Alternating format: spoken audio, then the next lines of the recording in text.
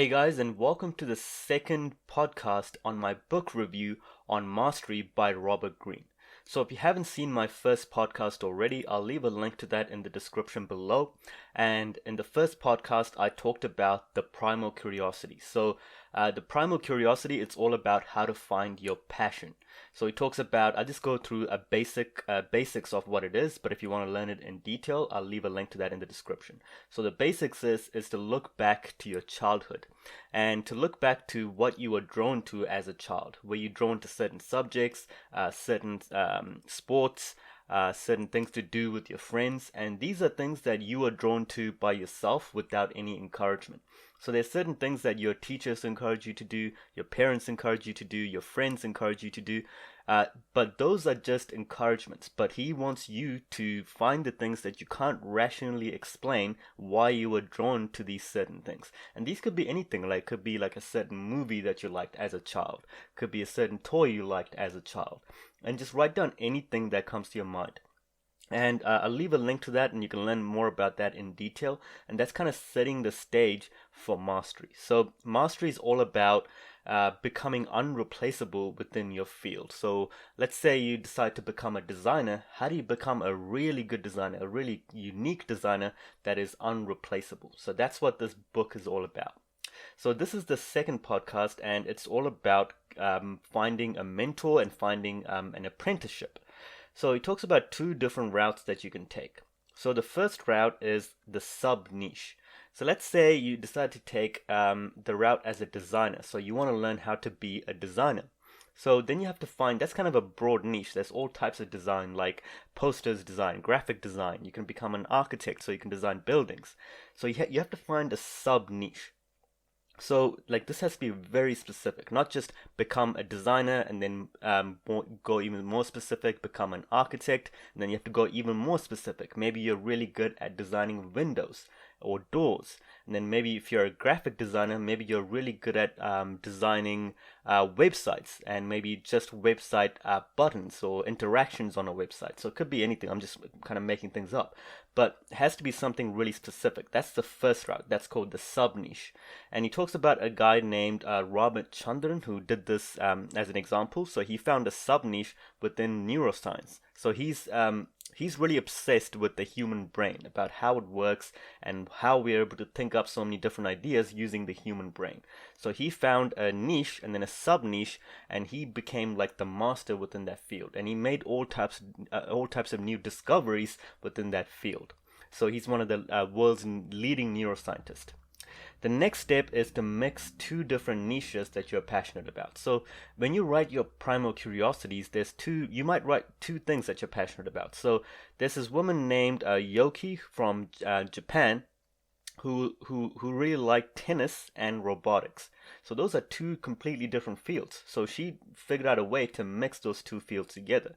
So she went to university and studied robotics, and she built a robot that can play tennis. So it's like an arm that can actually hold a tennis racket and hit a tennis ball. So it can actually sense where the ball is coming, and you can actually play tennis with it. So this is something the robotics field has never seen before, and also the tennis industry has never seen before either. So one is to find two different passions and mix them together and create your own unique field. So that's after you kind of pick your passion and kind of pick which route you want to go down. So that's two routes. One is to find a sub niche, and the other one is to mix two different niches together. So if you actually want to learn about these two niches or learn about the sub niche, you have to find an apprenticeship, and this is usually your first job or your first day on a job. You're trying to learn new things, you're trying to make money and all of that. So he tells you a few rules within getting your first job or an apprenticeship or even working with a mentor on how to get the best out of this. So the first rule is do not envy. So as soon as we go in there, we're quite envious of other people. So we might see the guy, maybe he's younger than us and he's gotten a position that's higher than us. Maybe he's making more money than us, and his work is more valued more than ours, and we're quite envious of that person.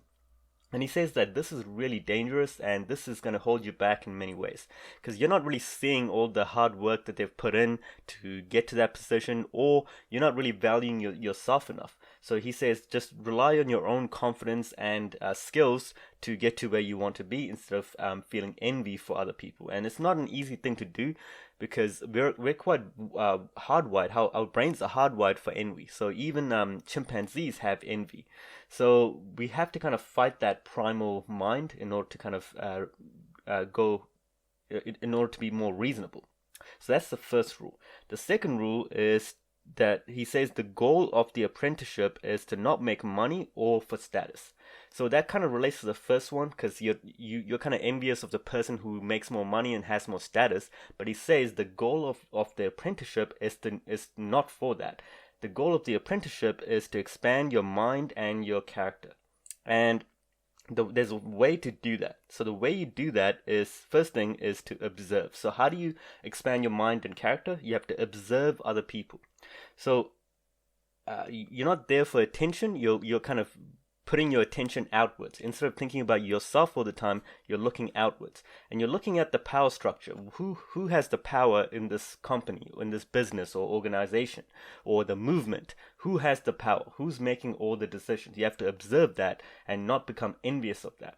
And once you observe that, then you can figure out, how do I get towards that? How do I move to, up that ladder? So the second step after that, after you've done your observations, the second step is to acquire skills. So how do you acquire skills? The only way to learn is to do things. You have to go there and you have to do things. And the way you do this is with by actually getting criticism and handling criticism well. And not every criticism you get is, a good thing, because people have their own goals and maybe they have selfish goals and you're just working for them without getting anything in return. But he says the way you see this is, let's say you've been working there for a month and you haven't learned anything new, then that's a good sign that you're not acquiring any new skills. So that actually moves you on to the next phase, which is experimentation and active mode. So the active mode is to try to move up the ladder. So this is after a few, maybe I would say at least 1 year after you work in a company. You ask for a raise or you ask for a promotion. So this is at least 1 year, and I would usually recommend like 2 years. So you ask for a promotion, and let's say that if they give you the promotion, then great. That means you've acquired new skills. They see how valuable you are to the company. But let's say they don't give you that promotion. He says if you don't get it, then you have to observe yourself and see if can you handle criticism well, can you handle adversity well, are you reacting to this emotionally, because all of those are bad signs. And then he says if you will know if this is the right company for you and if you need to move away from this company, if you're not learning anything new anymore, because when you first enter a company, you do learn new things. That's usually that's the case for most of us. But as soon as you stop learning new things, that's a good sign that you need to leave that company and find another apprenticeship. So that's the first phase, which is on how to acquire skills and how to actually move up the ladder as you acquire skills. The next one is to actually complete the apprenticeship. So I want to learn something from this apprenticeship and then move on to another one. So these are the steps that you need to learn to complete the apprenticeship and to gain as much as you can from it. So the first rule is to value learning over money. So we usually I think this is money is like the most important thing. That's what we're always told. Like it's usually what we work for to pay the bills. So we have to make a lot of money to pay the bills. It's especially if you're living in a really expensive area. So money is important, but he says value learning over money. So what are you learning? Are you acquiring new skills? Are you better than you were yesterday? So these are the types of things that you have to analyze in order to see if this is if you're not learning anything else and you're just making more money instead of learning, then that's an apprenticeship that you actually have to leave. The second one is to expand your horizon. So this is to meet new people and to learn new things from them. So I'm an introvert. This is quite hard for me to do.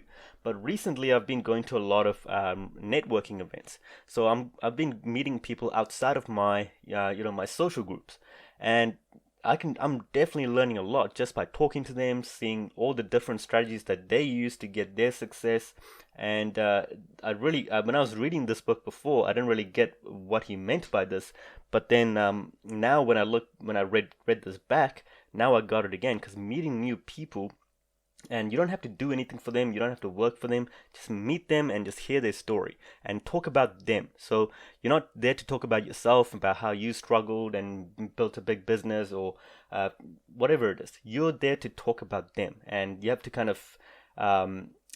to kind of boost their ego a little bit. So that, I know that sounds manipulative, but I always tell them, and this is kind of genuine as well. I only give them a compliment if I'm actually really impressed and I'm genuinely curious about them, and that usually like boosts their ego a little bit, and they want to keep talking to me because there's a quote that says, if you talk to a man about himself, he will talk to you for hours, and this works on anyone. Let's say if it's like some big CEO and he's got like $1 million company. If you just talk about him, then he will just keep talking to you for hours, and he'll give you a bunch of golden nuggets, and you can keep learning from him. So that's expand your horizon. The next one is do not feel superior. So this one is really important.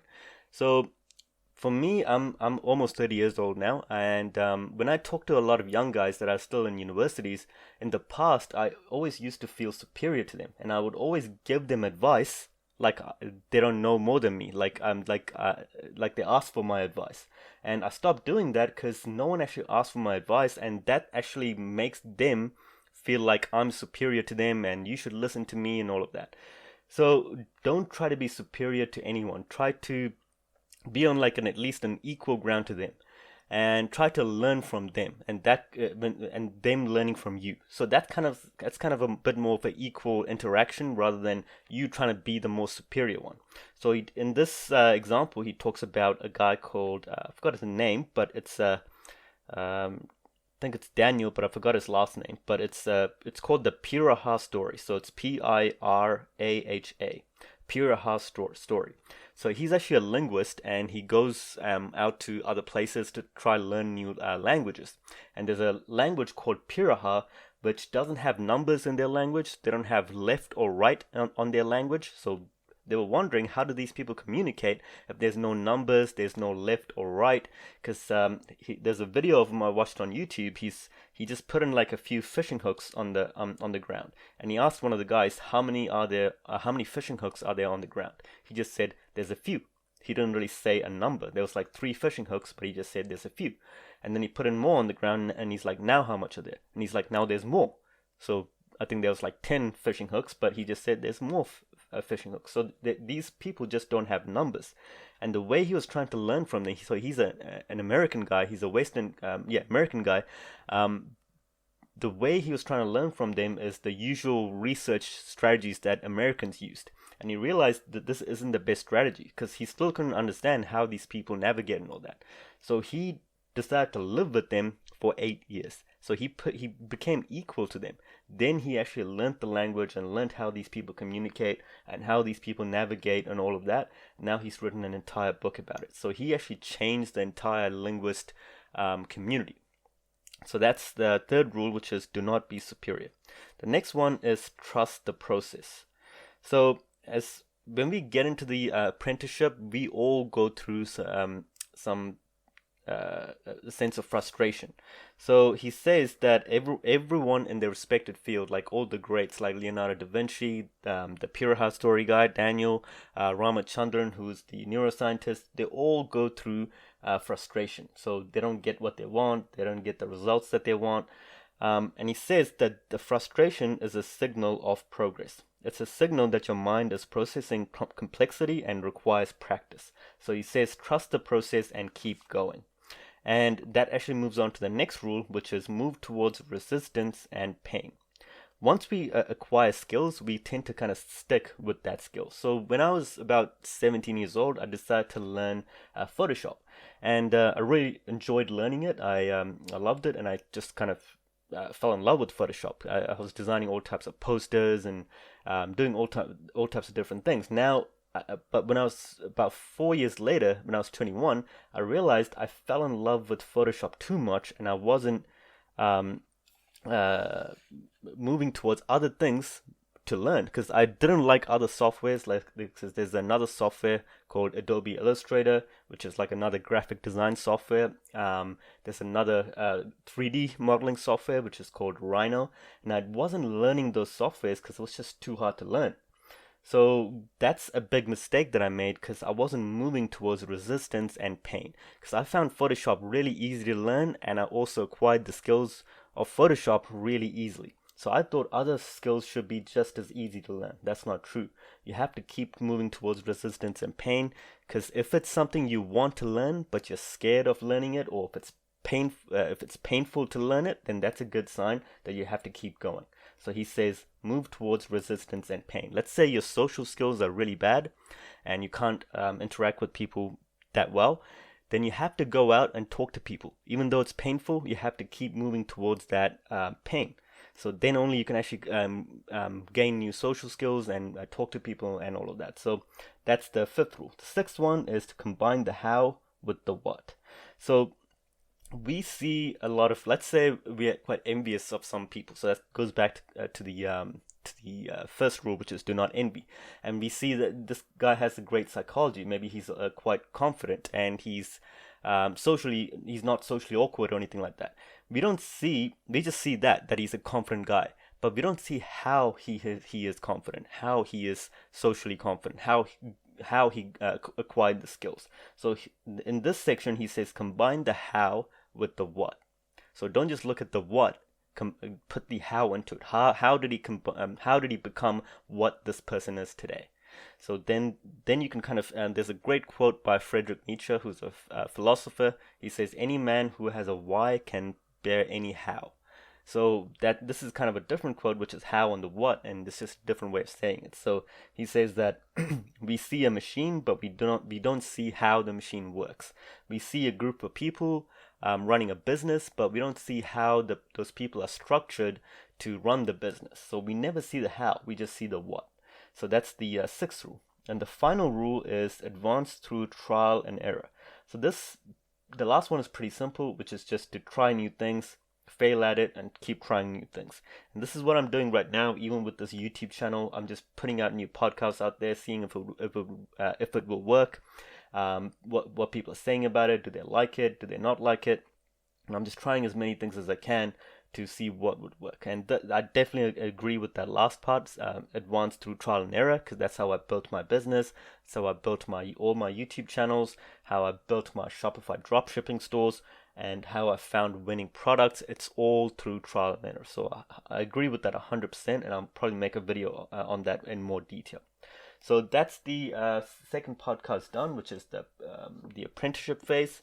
And the third one, let me just look up what the third rule is. I've got the book right here. The third one is absorb the master's power, the mentor dynamic.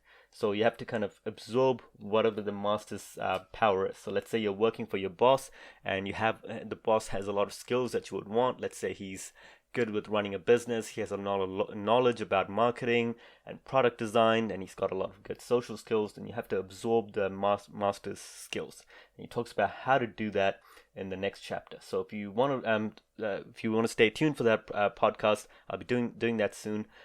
Make sure you like this video and subscribe, and I'll see you in the next one. If you have any questions, you can also ask that comment down below, and I'll see you in the next video.